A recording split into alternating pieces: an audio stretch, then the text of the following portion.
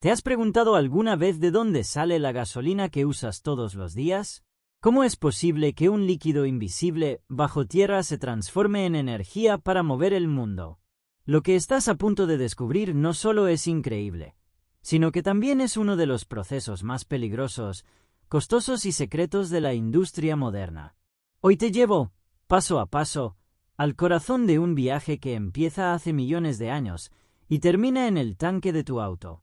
Esta es la historia de la gasolina. Para entender la gasolina, tenemos que viajar en el tiempo. No cientos, no miles. Hablamos de millones de años atrás, cuando enormes masas de plantas, animales marinos y microorganismos quedaron enterrados bajo tierra, en el fondo de océanos prehistóricos. Con el paso del tiempo, esos restos orgánicos se fueron descomponiendo lentamente en ausencia de oxígeno. Y lo que parecía simple descomposición, con la ayuda del calor de la Tierra y la presión de las capas geológicas superiores, se transformó en algo completamente nuevo, una sustancia densa, oscura y viscosa, el petróleo crudo.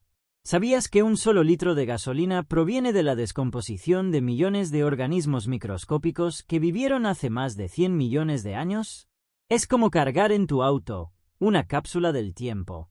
Pero extraer ese petróleo no es tan sencillo como cavar un hoyo y llenar una botella.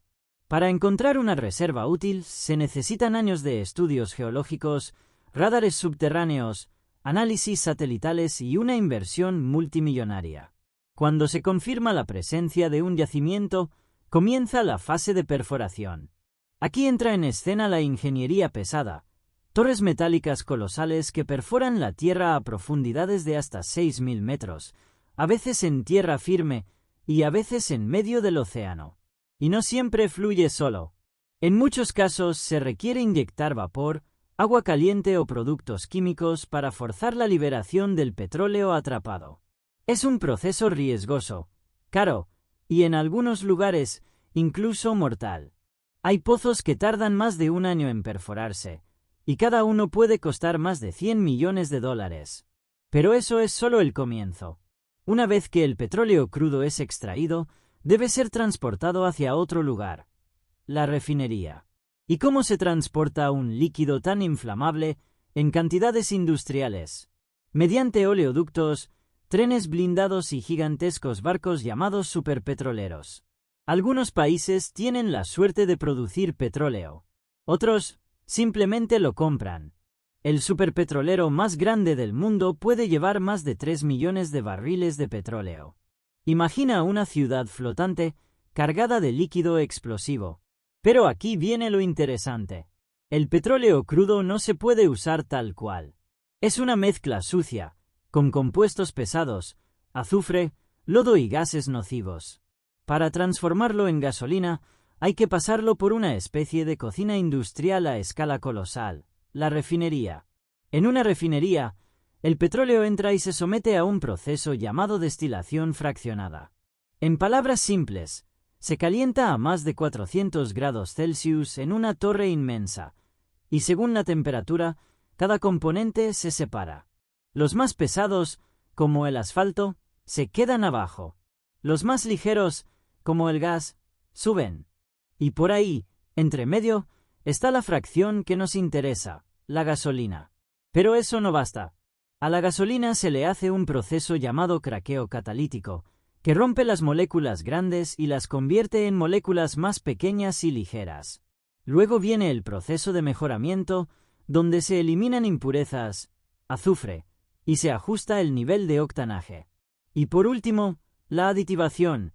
Cada empresa petrolera le añade sus propios aditivos secretos.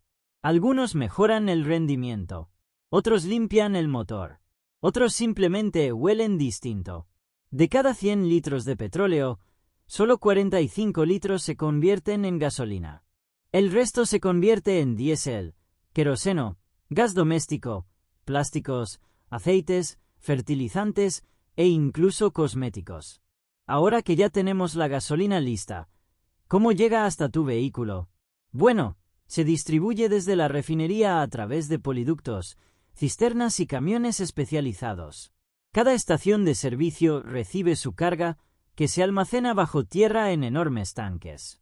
Y cuando tú tomas la manguera y cargas tu auto, estás conectando directamente con toda esta cadena increíble de procesos que empezó millones de años atrás.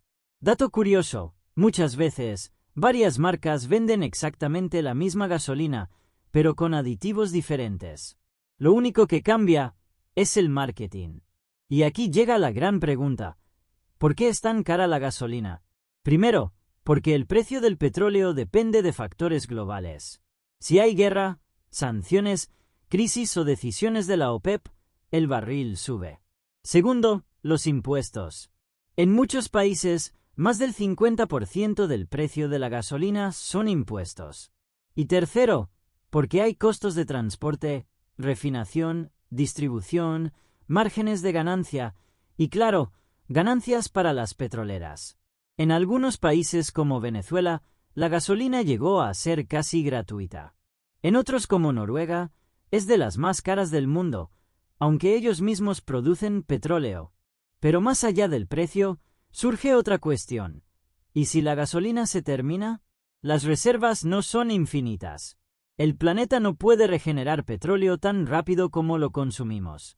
Y aunque cada vez se habla más de autos eléctricos, energías renovables, hidrógeno o biocombustibles, lo cierto es que más del 90% del transporte mundial aún depende del petróleo. Eso sí, ya existen laboratorios que están desarrollando gasolina sintética, hecha a partir de aire, agua y electricidad renovable. También se está investigando la captura de carbono para hacer que la gasolina contamine menos. El futuro no está claro, pero el cambio ya empezó. Y ahora que conoces todo este proceso, la próxima vez que llenes el tanque, sabrás que estás usando la energía de millones de años, extraída con ciencia, sudor, ingeniería y muchísima historia detrás. Si te gustó este viaje, suscríbete, dale like y cuéntame en los comentarios. ¿Deberíamos seguir usando gasolina o es momento de cambiar? Nos vemos en el próximo episodio de Cómo se hacen las cosas.